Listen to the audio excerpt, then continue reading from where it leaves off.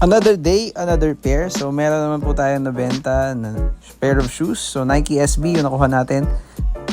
Ayan, so di-deliver na natin ngayon sa ating naging buyer. Kakilala ko lang din to. So pumunta na ako agad sa office nila. Kasi sa school lang din to. So binigay ko na sa kanya and then chinecheck na niya dito.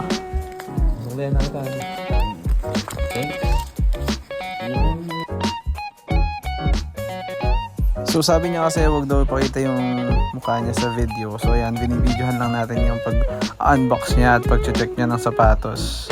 So ayan.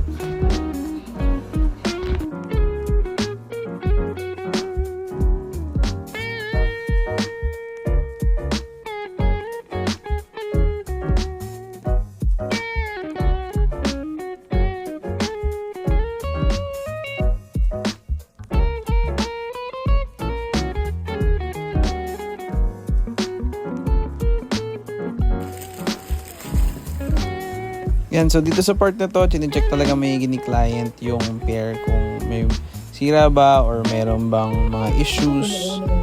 And yon. Yan, konting kwentuhan lang din kami kung saan galing yung pair.